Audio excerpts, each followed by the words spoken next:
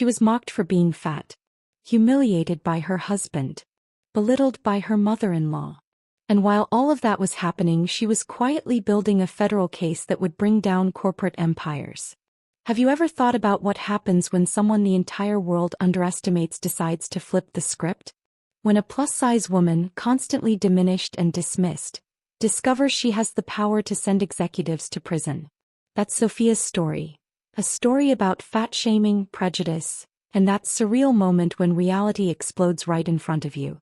It all started with a layoff. Her husband laughed. Her mother-in-law agreed she should focus on learning to cook. And nobody, absolutely nobody, suspected that this fat, incompetent woman had spent the last 6 months investigating corporate fraud involving 342 people robbed of their pensions. 2 weeks later, the FBI showed up at the dinner table. And Roberto's world collapsed. But here's the plot twist nobody saw coming. This isn't a story about a woman who was saved by someone else. It's about a woman who saved herself. It's about how fat-shaming, that look of disapproval you get for existing in the wrong body, it can actually be the most dangerous thing you carry. Because when you learn to be invisible, you also learn to see when nobody else is looking. And when you see the truth, when you have the courage to expose it, you become unstoppable. This is the empowerment story that'll make you question everything you believe about strength, about dignity, and about what it really means to be powerful in a world that doesn't want you to have power. If you're ready to discover how a woman who was thrown away became the reason executives went to prison, keep watching. Sophia walked through the conference room door on the 14th floor, holding a cardboard box that weighed less than her hopes at that moment. 12 years. 12 years of dedication, arriving early, leaving late, reviewing reports nobody else wanted to touch. 12 years as a senior analyst at one of the country's largest investment firms, and now everything fit inside that box. The woman across from her, Margaret from HR, had that rehearsed smile, the same one Sophia had seen before, applied with surgical precision to other people walking out that door.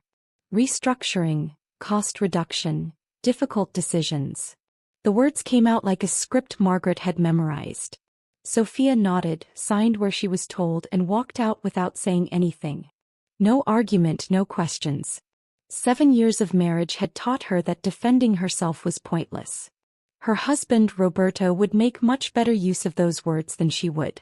When she got home, Roberto was on the couch, beer in hand, basketball on the TV. The news came out of her mouth like reporting something trivial. "I lost my job today." He laughed. Not a nervous chuckle, not that awkward laugh some people have when they get bad news. Real laughter, genuine, the kind that makes your shoulders shake. "Maybe now you'll finally learn to make a decent meal," he said, not even taking his eyes off the screen. Sophia felt it in her chest like a stone dropping. Helen, his mother, sitting in the armchair by the window, put her magazine on her lap and nodded with that look of disapproval she'd carried for years. "I've always said you needed to focus more on the house, Sophia. A fat woman like you should spend your energy on something useful." That comment, "the fat woman like you," was Helen's trademark. It was never about professional incompetence. It was always about the body. As if Sophia's body was the explanation for everything going wrong in her life. Sophia put the box on the dining table and went upstairs to the bedroom without responding. 7 years of hearing she was too fat, too lazy, too ambitious. 7 years of prejudice disguised as maternal concern. The silence of that bedroom became her refuge that night. Sophia opened the box and pulled out items one by one. Her favorite pen, graduation photos, a certificate of excellence she'd won 3 years ago. And there, at the bottom, was what nobody knew about. An encrypted flash drive containing 6 months of investigation. Documents photographed in conference rooms after everyone left. Falsified reports with executive signatures. International transfers to phantom accounts in the Cayman Islands. Diverted pensions. Retirement funds stolen from hundreds of people who trusted a company that betrayed them. Sophia had discovered all of this while her husband laughed at her for being too fat to deserve a better job. While her mother-in-law humiliated her in the living room. While nobody, absolutely nobody, saw her as the woman who had documented enough fraud to put executives in prison. And there was the truth nobody expected. Sophia hadn't been laid off. She had planned every detail.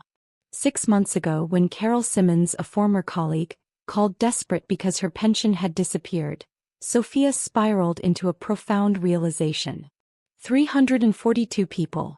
342 people whose lives were built on promises that were broken by greedy people in expensive suits. And her husband? His signature was on dozens of those fraudulent documents. Her husband, who called her fat and incompetent, was complicit. But Sophia knew something nobody else knew. In exactly 2 weeks, when the FBI shows up at the door, when arrests begin, when the media explodes with the story, Roberto would discover who the woman really was that he'd spent years belittling. And this woman? This plus-size woman he thought should know how to cook rather than work? She was the reason his life was about to collapse. It all started with a phone call Sophia would never forget. Carol Simmons, a colleague of 6 years, called in tears 3 weeks after retiring. Her voice was broken, desperate, that tone that only comes when you discover that everything you believed in was a lie. My pension, Sophia. My pension disappeared. The numbers don't make sense.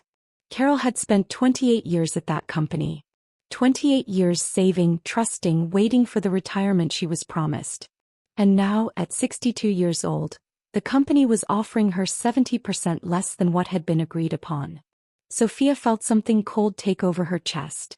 It wasn't just compassion, but it was more than that. It was anger.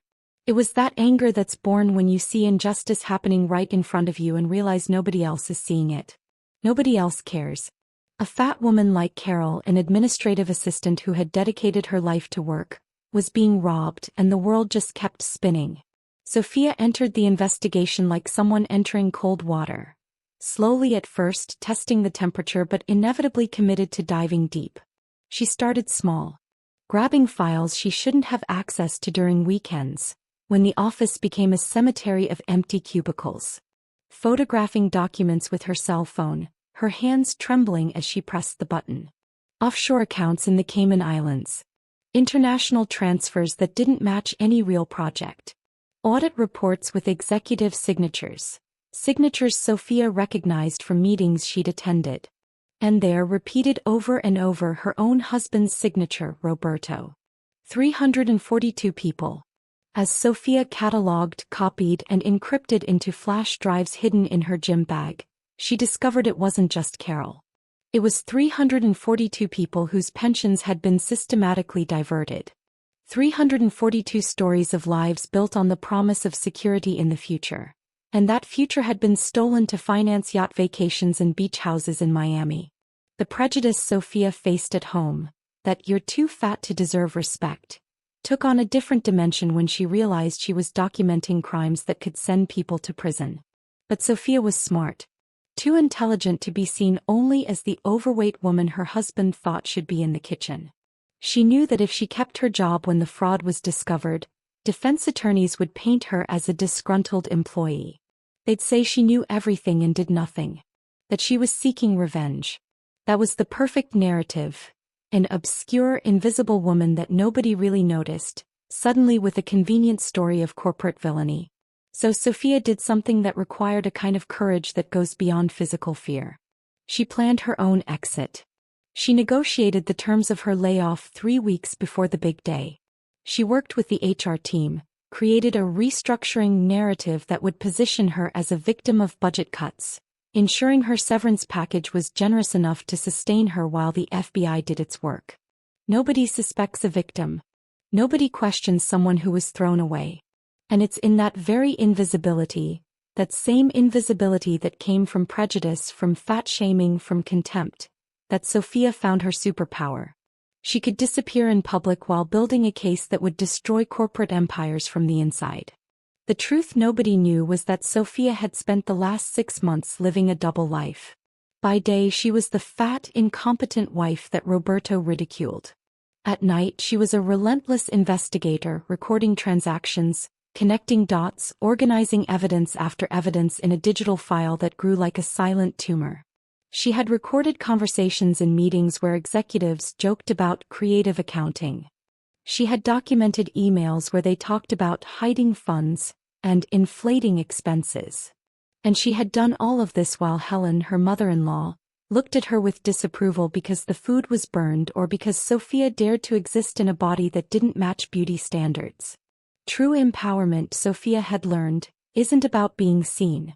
It's about seeing when nobody else is looking. It's about building power quietly, patiently, while the world ignores you for being too fat, for having the wrong appearance, for not fitting in. And in exactly 2 weeks, when Sophia walked through the door with the FBI agent, when that plus-size woman Roberto had mocked transformed into the pivot of a federal investigation, he would understand that he had completely underestimated the kind of strength she carried. Because nobody, absolutely nobody, expected the invisible woman to also be the most dangerous. The first few days were the hardest. Sophia woke early, made coffee, opened her laptop at the kitchen table, and pretended to search for jobs while her heart raced every time she heard a car pass in front of the house. Roberto left around 7:30 in the morning, always with that arrogant smile of someone who believed he was on top of the world. Helen usually left right after, heading to her book club or visiting friends, always disappearing with that air of superiority, as if the world should be grateful for her presence. And it was during those moments when the house was empty that Sophia transformed. She closed the laptop, put away the act, and became what she really was. A fat woman who had the power to destroy empires. Special Agent Michelle Chin from the FBI's Financial Crimes Division waited for her in coffee shops 30 miles away from the neighborhood. They met like two old friends, talking about nothing in particular while analyzing documents that could send executives to prison. Michelle had that kind of presence that made people tell the truth without even realizing they were doing it. Short dark hair, penetrating gaze. A calm that came from someone who had spent decades investigating crimes that left invisible scars on people's lives. The routine became almost meditative. Wake up, pretend, disappear, investigate, return, pretend again. Sophia had learned that the secret to a double life wasn't living two different lives. It was living one complete life while everyone thought you were living half of one. Roberto criticized every meal. Dried chicken again, Sophia? You're fat and you can't even cook right. Helen offered condescending suggestions about seasonings and temperatures, as if Sophia were a child learning the obvious for the first time. And while the two of them felt superior while they spent their days judging Sophia's body, judging her competence, judging everything she was in coffee shops building a case that would destroy not just Roberto's career, but the financial security Helen had built on the back of investments made with information stolen from dinner table conversations. Yes, Helen was invested in Meridian Financial stock. Sophia had discovered that during a night when she searched the living room while her mother-in-law was sleeping. $400,000. An entire retirement built on money that came from corporate fraud, from stolen pensions, from people like Carol Simmons who had worked their entire lives and received crumbs in return. Meanwhile, Sophia cooked. She cooked because she needed to maintain the act. She cooked because if she stopped, Roberto would become even more suspicious. She cooked while documenting how her husband had signed 47 manifests describing deliveries that never happened, phantom services that inflated expenses and hid diverted funds. She cooked while she knew that somewhere in that office building where Roberto spent his days, there were people deliberately ignoring that the numbers didn't add up.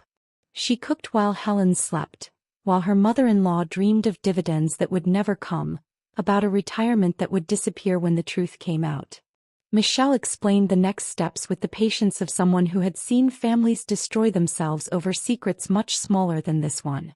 Interviews, depositions, eventually a grand jury. Sophia's testimony would be the foundation of the entire prosecution. She would be the voice for the 342 people whose lives were stolen. And while Roberto ate chicken he insisted was dry, while Helen read her books in the armchair, Sophia carried the weight of a secret that was heavier than any comment about her body, about her weight, about her appearance. She was a fat woman who had documented enough fraud to put executives in prison. And nobody, absolutely nobody in that house had the slightest idea. Then came Thursday of the second week. Roberto left the office early. Sophia was at the dining room table with papers spread out, with Michelle sitting across from her, with that professional and calm demeanor that kept her centered. Roberto's car pulled into the garage. Sophia heard the door slam. Her lungs accelerated, but she maintained her composure. She gently closed the folder in front of her. And waited. Because in a few seconds Roberto would walk through that door, would see a fat woman sitting at the dining room table. That same woman he'd mocked for being incompetent. And would discover that his entire life had collapsed while he was away. And that would be the first of many surprises that destiny had in store for Roberto. Because Sophia had never been invisible. She had been invisible to the eyes of those who didn't know how to look. But to those who really saw her, to those who understood what it meant to be a plus-size woman building power silently, she was impossible to ignore. Roberto froze in the dining room doorway as if he'd collided with an invisible wall. His eyes blinked several times as if his brain was struggling to process what he was seeing. Sophia was sitting at the table with a posture that wasn't the one he knew, the one that shrank when he laughed at her, the one that accepted his insults about being too fat, too lazy. Next to her on the left was Michelle Chin, with her FBI badge clearly visible and official on her belt. On the other side was Richard Patterson, the CEO of Meridian Financial, completely decomposed, pale as a corpse, sweating, trembling slightly. Documents covered every inch of available table space. Shipping manifests, audit reports, bank statements, cold coffee cups and empty sandwich plates suggesting this had been happening for hours. And it had been. Roberto opened his mouth but no words came out. It was like he'd stepped into a parallel universe where the laws he knew no longer applied. "Roberto," said Sophia, her voice strangely calm. "You came home early." He was looking for a reason to be home. An excuse that sounded plausible. But Sophia already knew the truth. He'd come to check on what she was doing with all that free time. Looking for something to feed his narrative that a fat woman like her didn't deserve to be doing anything important. Michelle stood with that professional grace that came from years of investigations. "Mr. Walker, I'm Special Agent Michelle Chin, FBI Financial Crimes Division." She extended her hand and Roberto shook it automatically, his eyes still scanning the documents spread across the table. Sophia watched the exact moment he recognized his own signature. Watched as his face turned gray. Michelle continued, her voice clinical and impersonal. "Henderson Logistics has been conducting shipping and warehousing operations for Meridian Financial for approximately 3 years. Correct." Roberto nodded slowly as if moving through water. "And you've been signing delivery confirmations and manifest approvals during that entire period?" Another nod. Michelle pulled out 3 documents and laid them side by side on the table. "These are manifests you approved. January 14th. March 22nd. July 9th. She tapped each paper as she spoke. "According to our investigation, none of these shipments actually occurred. The products listed were never moved. The trucks were never dispatched. The warehouse space was never used. The silence that followed was absolute. That kind of silence that takes over a room when something irreversible has just happened." Roberto let himself drop into the empty chair next to Sophia, and she noticed how he moved away from her, as if being close could transfer responsibility. His face was a mask of confusion and terror. "This is impossible," he whispered. "I signed because my supervisor verified." "Your supervisor was facilitating fraud," answered Michelle with that tone that didn't allow for argument. Meridian Financial was being built on services that didn't exist. The inflated expenses allowed executives to hide diverted funds and manipulate quarterly earnings reports. She pulled out another stack of papers, this one even thicker. "Your signature appears on 47 documents currently classified as evidence in a federal investigation." Roberto looked at Sophia and she saw the moment he finally understood. It wasn't anger in his gaze, it was something worse. It was desperation. "You knew about this?" he asked, his voice breaking. "I'm the one who discovered it," answered Sophia, her voice as calm as a surgeon making a precise incision. Richard Brennan, the CEO, had remained silent during this entire exchange, his eyes fixed on the hands resting on the table. Now he lifted his face and Sophia saw a completely destroyed man. A man who had spent his life building empires on lies, and now it was all crashing down. Sophia," he said, his voice weak and strained. "Please." Sophia waited, knowing exactly where this was going. The FBI has enough evidence to prosecute. continued Richard, his hands trembling. My attorneys made that very clear. But your testimony will determine the severity of the charges. If you tell them this was systematic, deliberate, that we knew exactly what we were doing. He paused, swallowing hard. We're looking at 25 years. Maybe more. Sophia opened her laptop and turned the screen toward Richard. It was a pension fund report from 2019. 342 names listed in neat rows. Next to each name, a dollar amount showing what had been stolen. Carol Simmons, said Sophia, pointing to a name halfway down the list.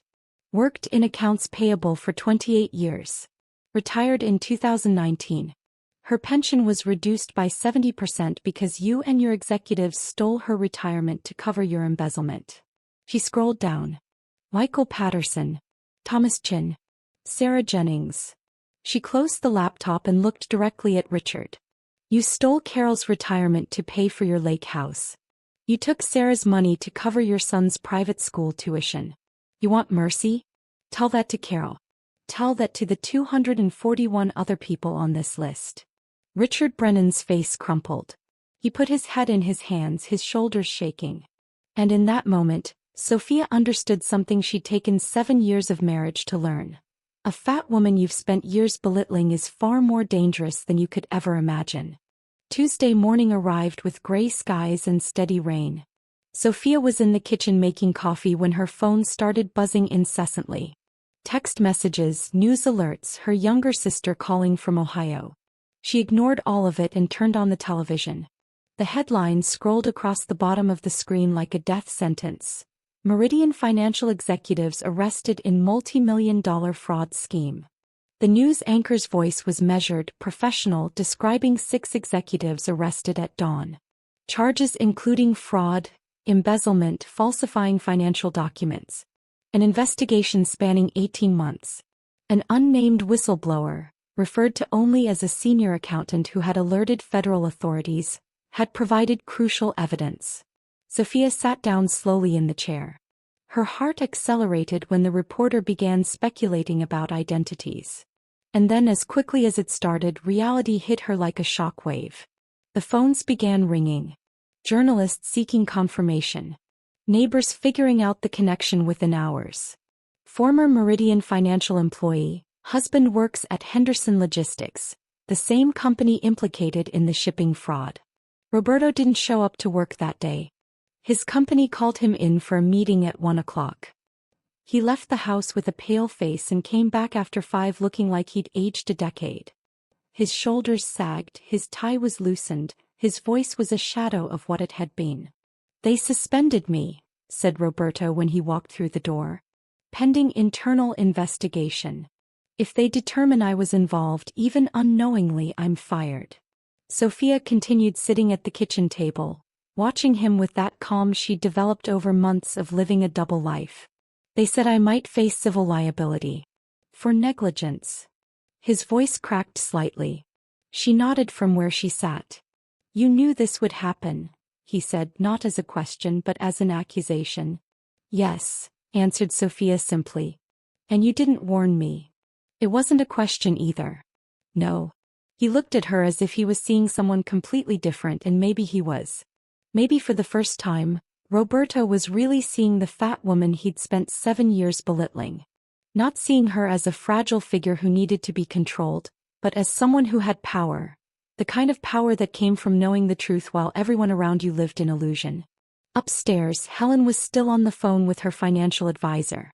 Sophia could hear her voice, high and desperate, asking if there was anything that could be saved. The answer clearly was no. $400,000 in Meridian financial stock about to turn to dust.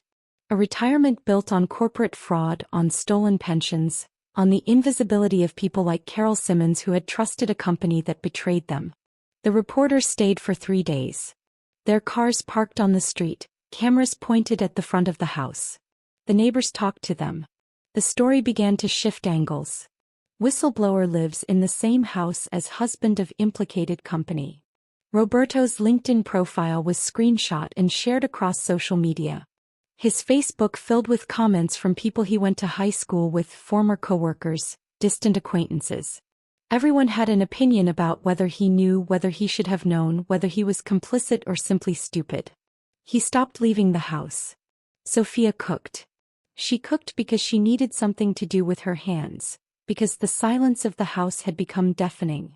And while she cooked, she thought about Carol Simmons, about Michael Patterson, about Sarah Jennings, about all those 342 people whose lives were being rebuilt thanks to her documents, her courage, her investigation. The truth was that Sophia felt good about it. Better than good, she felt powerful. Not in the way Roberto saw her, not in the way Helen saw her, not in the way the world saw fat women, as less valuable, less competent, less worthy of respect. She was powerful because she had chosen to win not through their approval, but through her own unwavering determination.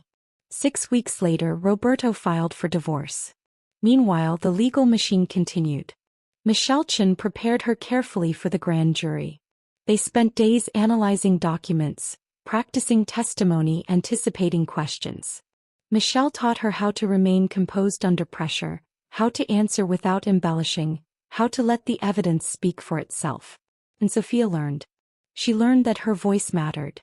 She learned that the lives of 342 people depended on her not backing down.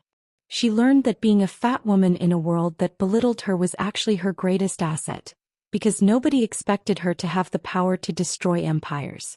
The marriage simply disappeared, dismantled with the cold efficiency of a legal contract. No drama, no fighting over possessions. Just two people dividing what had been built on lies. The house was sold. The assets were divided. And when it was all over, Roberto left with his car, his tools, his fishing equipment. Sophia kept her autonomy, her integrity, and that invisible but undeniable thing, the knowledge that she had done what was right no matter what the personal cost. Because a plus-size woman that the world had taught to ignore had just flipped the entire board. And she was just getting started. Her testimony before the grand jury lasted 3 days. Sophia sat in a windowless room, surrounded by 12 strangers who held the power to decide the fate of 6 men. Michelle had prepared her impeccably, and Sophia walked through 6 months of investigation like someone flipping through the pages of a book she herself had written. She presented documents, falsified audit reports with executive signatures, emails discussing creative accounting, bank statements showing transfers to offshore accounts. She explained transactions in plain language, connecting dots that seemed separate until you understood the pattern. Her voice remained steady, her gaze direct. And when defense attorneys tried to shake her, suggesting she was exaggerating, that she was motivated by revenge after being laid off, that she'd fabricated evidence because she was bitter about losing her job, Sophia simply presented her employment record. 12 years at Meridian Financial. Excellent performance reviews every single year. 2 promotions. 3 awards for accuracy and diligence. She explained clearly, methodically, that she had orchestrated her own layoff to protect herself legally before the investigation went public. The defense attorneys had no response to that. On the 3rd day, the grand jury indicted Richard Patterson and 4 other executives on multiple counts: fraud, embezzlement, falsifying financial documents. The prosecutor, a man named David Martinez who had dedicated months to this case, found her after the testimony. "Your testimony was the foundation of our entire case," he said, and Sophia saw genuine gratitude in his eyes. She walked out of the courthouse that day and reporters swarmed her immediately. Cameras flashed. Microphones were shoved in her direction. And for once, just once, Sophia decided to speak. 342 people had their pensions stolen. I testified for them. Then she walked to her car and drove home. That night, Carol Simmons called. She was crying, but this time her voice was different. Lighter, relieved. "They're freezing the company's assets," said Carol. "My attorney says I'll recover most of it. Not everything, but most." Sophia smiled. "I'm glad," she answered, and she really was. Because the truth is that Sophia had never been fighting for personal revenge. She had been fighting for justice for people the world had forgotten. People like Carol, like Michael Patterson, like Sarah Jennings. People whose lives were built on promises that were broken. A year after giving her testimony, Sophia rebuilt her career as a forensic accountant. Law firms hired her to examine financial records in civil cases. The FBI consulted with her on investigations. She traveled frequently, worked long hours that felt purposeful instead of draining. She was good at this work. Finding patterns in numbers others missed, seeing connections others couldn't follow, tracing money trails that led to truth. 6 Meridian executives went to prison. Sentences ranged from 8 to 18 years. Richard Patterson got 15. His wife divorced him. His children changed their last name. Victims recovered 83 cents on every dollar stolen. It wasn't perfect, but it was substantial. Some of them sent letters thanking Sophia. He kept those letters in a folder on her desk. On difficult days she read them to remember why it mattered. She bought a small condo near the city. 1 bedroom, hardwood floors, a kitchen she actually enjoyed cooking in. There was a moment of freedom in preparing food without criticism, without someone in the background whispering that she was too fat to deserve that joy. One evening, Sophia invited Carol Simmons to dinner. They laughed about the terrible office coffee at Meridian, about Margaret Chen's rehearsed termination speeches, about how they'd both survived something they never should have had to face. Sitting across from each other in a space that was only hers, eating food Sophia had cooked without fear of criticism, Sophia understood something fundamental. "I was never the problem," she said quietly. Carol looked at her with understanding. Because Carol had gone through something similar. That feeling of having your worth questioned, of having your work minimized, of being seen as less than simply because you didn't fit a specific mold. "You never were," Carol agreed. And that was therapeutic in a way Sophia hadn't expected. The truth is that Sophia had spent 7 years in a marriage where she was constantly told she wasn't enough. Not enough as a wife, not enough as a homemaker, not enough because she was a fat woman living in a body that society had taught her to hate. But the real truth, the one nobody expected, was that she had never been insufficient. She had simply been surrounded by people determined to diminish her so they could feel bigger. Her greatest power had never been cooking. It had never been pleasing others. Her greatest power was seeing the truth that others refused to acknowledge, and having the courage to expose it. And that power had come from a place nobody would expect. From the invisibility of being a plus-size woman in a world that constantly taught that bodies like hers didn't deserve attention, didn't deserve respect, didn't deserve empowerment. But Sophia had discovered something that few people learn. You don't need their approval to be powerful. You don't need to be seen by them to be building invisible empires. You don't need to be beautiful, thin, or acceptable to have the power to change the world.